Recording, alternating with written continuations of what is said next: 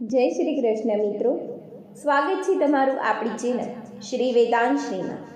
આજે આપણે આ વિડીયોમાં પુરુષોત્તમ માસનો અધ્યાય બીજો, જે નારદજીએ પ્રશ્ન કર્યો છે તે સાંભળીશું અને વર વગરની વહુની કથા વાર્તા સાંભળીશું। જે પહેલાં તમે ચેનલ પર નવા છો તો વિડીયોને લાઈક કરી, શેર કરી, સબસ્ક્રાઈબ જરૂરથી કરજો। ધન્યવાદ। પુરુષોત્તમ વ્રત એ ઉપવાસ, ભક્તિ અને દર્શનનો ત્રિવેણી સંગમ છે। તેમાં ધારણા, પારણા, ઉપવાસ, એકટાણાનો આ અવસર, જેમાં સ્નાન, દાન, ધ્યાનનો આ ઉત્સવ છે। રાગ, દ્વેષ અને ઈર્ષાનો નાશક 3 વર્ષે આ પ્રાપ્ત થતું મહામૂલ્ય આ વ્રત છે, જેમાં શ્રી પુરુષોત્તમ ભગવાનની શ્રેષ્ઠ સેવા અને પ્રભુ ભક્તિનો અનુપમ લાવો લેવાનો હોય છે, જે પાપ મુક્તિનો સરળ ને સુગમ માર્ગ, જે મોક્ષમાં જવાનું ઉત્તમમાં ઉત્તમ સાધન છે, સ્વર્ગમાં લઈ જનારું દેવી વિમાન, મન મંદિરને સ્વચ્છ કરનારું આ વ્રત છે, હૃદયના મેલને શુદ્ધ કરનાર સર્વવ્રતોમાં સર્વોત્તમ આ વ્રત છે। તો ચાલો જાણીએ પુરુષોત્તમ ભગવાનનો અધ્યાય બીજો, નારદજીનો પ્રશ્ન। સૂત પુરાણીના આ વચનો સાંભળી બધા ઋષિમુનિઓ તેમને ધન્યવાદ આપવા લાગ્યા। કથા કહેવામાં કુશળ એવા મહાન જ્ઞાની સૂત પુરાણી પાસેથી પોતાની કથા સાંભળવા મળશે એમ જાણીને તેઓ ઘણા ખુશ થયા। શૌનક મુનિ બોલ્યા, શ્રી વ્યાસ મુનિના આપ શિષ્ય છો, તેમની પાસેથી આપે સાંભળેલ કોઈ હરિકથા અમને કહો, જેનાથી અમારું ચિત્ત પવિત્ર અને પ્રસન્ન બને। હે મુનિ શ્રેષ્ઠો, તમે ઉત્તમ હોવા છતાં મને ભગવત કથા કહેવાનું કહો છો, તો મેં શ્રી વ્યાસજીના મુખેથી જે સાંભળ્યું છે તે મુજબ હું તમને કહું છું, તે તમે સાંભળો। તેમણે કથાનો આરંભ કરતાં કહ્યું, બ્રહ્માજીના પુત્ર નારદજી એકવાર અલકનંદા ગંગાજીના કિનારે આવેલા બદ્રીનારાયણ આશ્રમમાં પધાર્યા અને નારાયણને નમસ્કાર કરીને કહેવા લાગ્યા, આપ સત્ય સ્વરૂપ અને કૃપાનિધિ છો। આ સત્યના પ્રતાપે આપ જગતનું પાલન પોષણ કરી રહ્યા છો। આપ સાક્ષાત નારાયણ હોવા છતાં તપસ્યા કરી મૃત્યુલોકના માનવીઓને બોધ આપો છો, પરંતુ હજુ તેમને બોધ લાગ્યો હોય તેમ લાગતું નથી। હું મૃત્યુલોકથી આવું છું, ત્યાં મેં બધા માનવીઓને મોહમાયામાં ફસાયેલા અને અસત્ય બોલતા જોયા છે। તો આપ એવી કોઈ કથા કે વ્રત સંભળાવો કે જેથી મૃત્યુલોકના સર્વ માનવોનું કલ્યાણ થાય। નારદજીના આવા વચન સાંભળી ભગવાન નારાયણ જગતને પવિત્ર કરી એવી કલ્યાણકારી કથા કહેવા લાગ્યા। નારદ વૃંદાવનવાસી ગોપીજન વલ્લભ ભગવાન શ્રી કૃષ્ણની પવિત્ર લીલાઓનું શ્રવણ કરવાથી સંસાર અને આત્માના બધા જ દુઃખો, કષ્ટો દૂર થાય છે। હું તમને પુરુષોત્તમ ભગવાનની પવિત્ર કથા સંભળાવું છું, તે તમે સાંભળો। આ પુરુષોત્તમ માસની કથા સાંભળવાથી દુઃખ, દરિદ્રતા, શારીરિક સંતાપો નષ્ટ થઈ જાય છે અને તે મોક્ષનો અધિકારી બને છે। આથી નારદે તેમને પૂછ્યું, હે પ્રભુ, આ પુરુષોત્તમ માસ કયો માસ છે? તેનું મહાત્મ્ય શું? તેના અધિષ્ઠાતા દેવ કોણ છે? આ બધી બાબત હું વિસ્તારપૂર્વક જાણવા ઈચ્છું છું। સૂત પુરાણીએ આગળ કહ્યું, હે મુનિ શ્રેષ્ઠો, નારદજીનું આ નિવેદન સાંભળીને ભગવાન નારાયણે કહ્યું, હે નારદ, પુરુષોત્તમ એક મહિનાનું નામ છે। તેના અધિષ્ઠાતા પુરુષોત્તમ ભગવાન હોવાથી આ માસનું નામ પુરુષોત્તમ માસ પડ્યું। આ માસમાં વ્રત, તપ અને દાન કરવાથી પુરુષોત્તમ ભગવાન સંતુષ્ટ થઈ અનંત ફળ આપે છે। નારદજીએ વધુ માહિતી મેળવવાના હેતુથી આગળ પૂછ્યું, કયા મહિનાનો એ પુરુષોત્તમ માસ કહેવામાં આવે છે? આ માસમાં વ્રત, તપ અને ઉપવાસ કેવી રીતે કરવા? આ વ્રત કરનારી શું ફળ મળે? જગતમાં દુઃખનો પાર નથી। હું તેમાંથી તેઓને શાંતિને દિલાસો મળે તેવો સરળ ઉપાય સૂચવવા વિનંતી કરું છું। સૂત પુરાણી આગળ બોલ્યા, હે મુનિ શ્રેષ્ઠો, નારદજીની આ વિનંતી સાંભળીને ભગવાન નારાયણે મૃત્યુલોકના માનવીઓ પર કૃપા કરીને પવિત્ર પુરુષોત્તમ માસના મહાત્મ્યની કથા કહેવી શરૂ કરી। તે કથા જ તમારી સમક્ષ હું રજૂ કરીશ। તો શ્રી પુરુષોત્તમ મહાત્માનો શ્રી નારદજીનો પ્રશ્ન નામનો બીજો અધ્યાય અહીં સંપૂર્ણ થાય છે।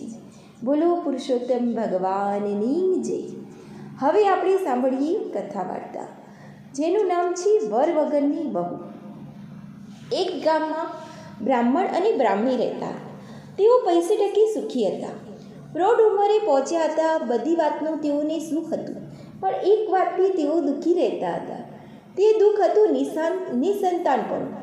તેઓ પરણ્યા ત્યારથી સંતાન માટે વલખા મારી રહ્યા હતા, પણ ઈશ્વર તેમની સામે જોતા નહોતા. હવે ઉંમરે પહોંચ્યા પછી તેમણે સંતાનની આશા છોડી દીધી. હવે તો તેઓ પ્રભુપરાયણ ધાર્મિક કાર્યોમાં સમય કાઢતા હતા. એવામાં પવિત્ર પુરુષોત્તમ માસ આવ્યો.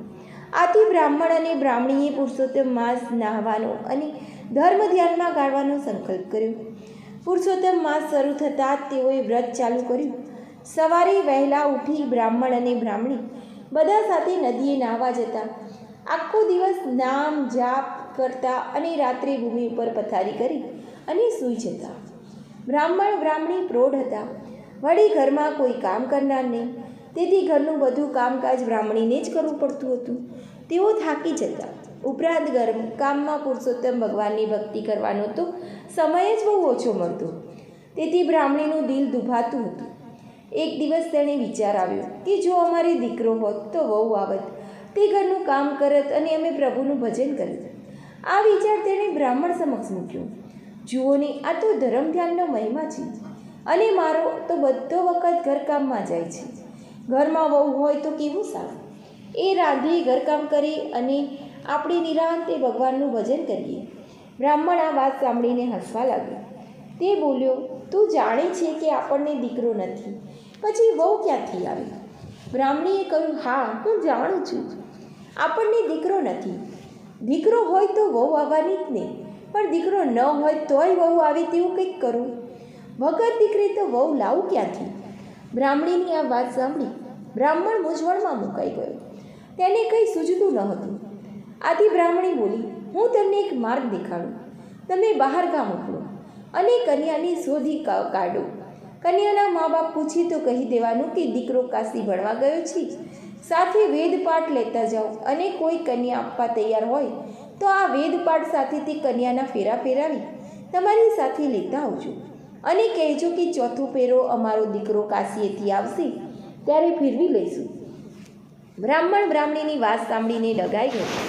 તે પણ મનોમન વિચાર કરવા લાગ્યો કે બ્રાહ્મણી બોલી, જેવી ભગવાનની ઈચ્છા. એકવાર કામ તો પાર પાડું, પછી જેવી હરિની ઈચ્છા. બ્રાહ્મણ તો બીજે દિવસે સવારના પહોરમાં ખભે ખાડીઓ ભરીને પુત્રવધૂની શોધમાં નીકળી પડ્યો. ચાલતા ચાલતા જે ગામ આવી અને ત્યાં બ્રાહ્મણનું ઘર નજરે પડે ત્યાં કન્યાની ભાડ કાઢતું. આમ ફરતા ફરતા એક ગામમાં એક ગોર મહારાજના ઘરમાં રૂપાળી કન્યા તેના જોવામાં આવી.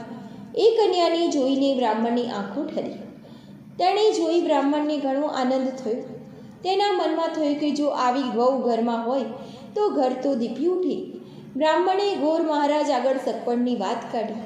ગોર મહારાજે કહ્યું, તમારી વાત માન્ય રાખું છું, પણ મુહૂર્ત્યો જોવા વગર સગપણ કેવી રીતે થાય? તમે છોકરાને લઈને અહીં આવો. અગર હું ત્યાં આવીને છોકરાને જોઈ લઉં પછી સગપણ નક્કી કરીએ. બ્રાહ્મણ મૂંઝવાયો, છતાં હિંમત એકઠી કરીને બોલ્યો, ભાઈ, વાત એમ છે કે મારો દીકરો કાશીએ ભણવા ગયો છે. તે ભણીને પાછા આવતા વાર લાગે તેમ છે. જો તમે કબૂલ થતા હોય તો હું પોથી લાવ્યો છું. તેની સાથે આપણે તમારી દીકરીના 3 ફેરા ફેરવી દઈએ, અને ચોથો ફેરો મારો દીકરો કાશીએથી આવશે ત્યારે અમે ફેરવી દઈશું. ગોર મહારાજે વિચાર્યું, બ્રાહ્મણનું ઘર તો પૈસે ટકે સુખી છે. દીકરો કાશીએ ભણવા ગયો છે, તેથી તે પણ વિદ્વાન હશે. ઘરમાં પ્રૌઢ પતિ પત્ની જ છે. આવું બધી રીતે યોગ્ય ઘર મળે છે તો મોં ધોવા શા માટે જાઓ? આમ વિચારી તે ઘરમાં જઈને પત્નીને બધી વાત કરે છે, અને તેમની પત્ની પણ તેમની વાતમાં સંમત થઈ જાય છે. ગોર મહારાજે બહાર આવીને બ્રાહ્મણને કહ્યું, અમે અમારી દીકરી તમારા દીકરા સાથે પરણાવવા તૈયાર થઈએ છીએ. ઘડિયા લગ્ન લીધા. પોથી સાથે 3 ફેરા ફેરવીને ગોર મહારાજે પોતાની કન્યા બ્રાહ્મણ સાથે સાસરીએ વળાવી. બ્રાહ્મણ તો પુત્રવધૂને લઈને ઘેર આવ્યો. બ્રાહ્મણને રૂપાળી કન્યા જોઈને આનંદનો પાર ન રહ્યો. વહુના લખણ તો બારણામાં જ. કહેવાત મુજબ વહુએ ઘરમાં પગ મૂકતા વેત બધું કામકાજ ઉપાડી લીધું. બ્રાહ્મણીને તો નિરાંત થઈ. એ તો સુખી પ્રભુ પૂજન કરવા લાગી અને વહુને ઘરની ચાવીઓ સોંપી દીધી. એક દિવસની વાત છે. બ્રાહ્મણ બ્રાહ્મણી નદીએ સ્નાન કરવા ગયા. વહુ ઘરમાં રસોઈ કરતી. ત્યાં પડોસણ દેવતા લેવા આવી. ઘરમાં રૂપાળી વહુને જોઈ એને તો આશ્ચર્યનો પાર ન રહ્યો. એ પૂછવા લાગી, તમે કોણ છો બાઈ? આ ઘરમાં મેં તમને પહેલી વાર જોયા છે. તમે બ્રાહ્મણ બ્રાહ્મણીના કોઈ સગાવાલા લાગો છો. આ તો તમને પહેલી વખત જોયા એટલે તમને પૂછું છું. વહુ બોલી, તમને ખબર નહીં હોય કે હું આ ઘરની વહુ છું. મારા સસરા પોથી સાથે 3 ફેરા ફેરવીને અહીં મને લાવ્યા છે. મારા પતિ કાશીથી આવશે એટલે 4થો ફેરો ફરી લઈશ. આ સાંભળી પાડોશણ તો ખડખડાટ હસવા લાગી. તે બોલી, બહેન, આ બ્રાહ્મણ બ્રાહ્મણીને તો કોઈ સંતાન જ નથી. તેઓ તો વાંચ્યા છે. પાડોશણની વાત સાંભળીને વહુનું તો કાળજું ચીરાઈ ગયું અને એ તો રડવા લાગી. થોડી વારે બ્રાહ્મણ બ્રાહ્મણી નદીએથી નાહીને પાછા આવ્યા. વહુને રડતી જોઈને બ્રાહ્મણીએ પૂછ્યું, દીકરી, તું શા માટે રડે છે? જવાબમાં વહુએ પાડોશણે કહેલી બધી જ વાત કરી. વહુની વાત સાંભળી બ્રાહ્મણી પણ ચોંકી ગઈ. છતાં બ્રાહ્મણીએ હિંમત રાખીને વહુને માથે હાથ મૂકી અને તેને આશ્વાસન આપતા કહ્યું, વહુ, અમે પૈસાવાળા છીએ એટલે અદેખા લોકો અમારે માટે ગમે તેમ બોલે છે. તેઓ અમારું સુખ સાંખી શકતા નથી, તેથી અમારી નિંદા કરે છે. તું જ વિચાર કરને, કોઈ દીકરા વગર વહુ લાવે ખરા? મારા 7 ઓરડા અને 3 માળવાળી હવેલીને ભોગવનાર મારો જુવાન જોત દીકરો જ છે. વળી તે એટલો બધો રૂપાળો અને તેજસ્વી છે કે તેને જોતાં જ આંખો અંજાઈ જાય. તેને જોઈને તું કહી શકે કે જેણે 5 આંગળીએ ભગવાનને પૂજ્યા હોય તેને જ આવો વર મળે.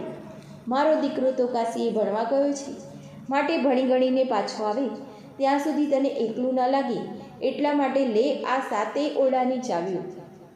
દરેક ઓરડામાં ખાવા પીવાની અને શણગારની વસ્તુઓ પડી છે. ખાઓ, પીઓ, પહેરો, ઓઢો, પણ એક વાતને યાદ રાખજે કે 7મો ઓરડો ઉગાડશો નહીં. વહુએ હવેલીના 3 માળ જોયા હતા, પણ તેમાં 7 ઓરડા બંધ હતા. તેના દરવાજાને મોટા તાળા મારેલા હતા. આથી તે વિચાર કરતી કે આ 7 ઓરડામાં એવું તે શું હશે કે તેને બંધ જ રાખવામાં આવે છે, ક્યારેય ઉગાડવામાં જ આવતા નથી. વહુ પાસે 7 ઓરડાની ચાવીઓ આવી એટલે તેના મનમાં ધરપત પણ ન રહી. એક દિવસ બ્રાહ્મણ બ્રાહ્મણી દેવદર્શને ગયા ત્યારે વહુએ પહેલો ઓરડો ઉગાડ્યો તો એમાં મીઠાઈ પકવાન જોયા. બીજા ઓરડામાં હરીના ચીર જોયા. ત્રીજામાં 16 શણગારના સાધનો જોયા. આમ દરેક ઓરડામાં સમૃદ્ધિની છોડો ઉડતી હતી. પછી વહુને 7મો ઓરડો જોવાની એટલી જિજ્ઞાસા થઈ કે તેણે સાસુની આજ્ઞાનો ભંગ કરીને 7મો ઓરડો પણ ઉગાડી દીધો. ઓરડામાં પગ મૂકતા જ એ થીજી ગઈ. ઓરડાની વચ્ચે એક દિવ્ય તેજવાળો યુવાન દીવાના અજવાળે પોથી વાંચી રહ્યો હતો. આખા ઓરડામાં સુવાસ પસરેલી હતી. વહુ તો આ જોઈને સ્તબ્ધ થઈ ગઈ. યુવાનને જોવા લાગી તે ઉંબરામાં જ ઊભી રહી હતી. તેને ઓરડામાં જવાની હિંમત તદ ન ચાલી. બારણું ઉઘાડવાનો અવાજ સાંભળી યુવાને બારણા તરફ દ્રષ્ટિ કરી અને બોલ્યો, તમે બારણું કેમ ઉઘાડ્યું?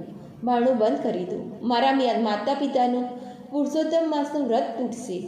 વેદનો પાઠ અધૂરો રહેશે. તમે પોથી સાથે 3 ફેરા કર્યા છે એ હું જાણું છું. વ્રત પૂર્ણ થયા પછી 4થો ફેરો હું ફરીશ. વહુની આંખમાં હરસના આંસુ આવી ગયા. તેણે તરત બારણું બંધ કર્યું. જ્યારે તેના સાસુ સસરા મંદિરેથી દર્શન કરીને પાછા ઘેર આવ્યા ત્યારે તે ઠાવકી થઈને અનાજ સાફ કરી રહી હતી. તેણે સાસુ સસરાને જમવા બેસાડી દીધા અને પોતે પણ જમી લીધું, પરંતુ પોતે યાજ્ઞાનો ભંગ કરીને 7મો ઓરડો ઉઘાડ્યો હતો તે વાત કોઈને ન કરી. હવે તે સારી રીતે સાસુ સસરાની સેવા ચાકરી કરતી હતી અને દરરોજ પ્રેમથી તેઓને જમાડતી હતી. આમ ને આમ પુરુષોત્તમ માસ પૂર્ણ થયો. હવે વ્રતના ઉજવણા થવા માંડ્યા. બ્રાહ્મણ બ્રાહ્મણીએ પણ સારી રીતે વ્રતનું ઉજવણું કર્યું. વહુને થયું કે હવે મારા પતિ માટે સાસુ સસરાને પૂછવું. તેણે સાસુ સસરા પાસે જઈને પૂછ્યું. પુરુષોત્તમ માસ તો હવે પૂરો થયો, તેનું ઉજવણું પણ થઈ ગયું. તમારા દીકરાને બોલાવો એટલે હું તેમની સાથે 4થો ફેરો કરી શકું. વહુની વાત સાંભળી સાસુ સસરા પરસેવેરે જેપ થઈ ગયા. દીકરો તો હતો નહીં, લાવો ક્યાંથી? તેમની લાજ પુરુષોત્તમ ભગવાન સિવાય કોણ રાખે? તેમણે જ વહુને કહ્યું, વહુ, તમે ફિકર ન કરો. થોડા જ દિવસમાં મારા દીકરા સાથે તમને 4થો ફેરો ફેરવીશ. હવે બહાનું કઢાય તેમ ન હતું. આબરૂ જવાની ઘડી આવી ગઈ હતી. તેઓ પુરુષોત્તમ ભગવાનને યાદ કરી સહાય કરવા મનમાં ગણી રહ્યા હતા. સાસુ સસરાને મૂંઝાતા જોઈ વહુ બોલી, તમે આમ મૂંઝાવ છો શા માટે? તમારા દીકરાને બોલાવું છું. બ્રાહ્મણ બ્રાહ્મણી પણ ચકિત થઈને એકબીજાની સામે તાકી રહ્યા. તેમને લઈને વહુ સાથમાં ઓરડાની આગળ આવી અને બારણું કાઢ્યું તો ઓરડામાંથી તેજસ્વી પુરુષોત્તમ ભગવાન બહાર આવ્યા. યુવાનનું તેજસ્વી રૂપ જોઈને જ બ્રાહ્મણ બ્રાહ્મણી તો સમજી ગયા કે આ યુવાન તે જ પુરુષોત્તમ ભગવાન છે. તેમના વ્રતના પ્રભાવે પ્રસન્ન થઈ આ લીલા તેમણે કરી છે. તેઓ સ્વયં તેમના પુત્ર તરીકે પ્રગટ થયા છે. ભક્તની લાજ રાખવા તો સ્વયં તેઓ પધાર્યા છે. બ્રાહ્મણ બ્રાહ્મણી તેમના પગમાં પડ્યા અને ગળે લગાવ્યા. વહુ પણ યુવાનને પગે પડી. તે જ દિવસે બ્રાહ્મણના ઘરે ચોરી રચાઈ. ચોરીમાં ગોર મહારાજે હસ્તમેળાપ કરાવી ચોથો તો ફેરો ફેરવ્યો. આમ લગ્નની વિધિ પૂર્ણ થતાં વહુ હર્ષગેલી બની. બ્રાહ્મણ અને બ્રાહ્મણી પણ હર્ષ પામ્યા. તેમને તો પુરુષોત્તમ માસના વ્રતના પ્રતાપે તેમની લાજ રાખી અને વગર દીકરે પણ વહુ આવી અને તેમને તેમના છોકરાની ઈચ્છા પૂર્ણ થઈ. હે પુરુષોત્તમ ભગવાન, જેવા તમે બ્રાહ્મણ બ્રાહ્મણીને પડ્યા તેવા પુરુષોત્તમ માસનું વ્રત કરનાર, નાહનાર, કથા સાંભળનાર, વાંચનાર સર્વને ફળજો. જય પુરુષોત્તમ ભગવાન કી જય.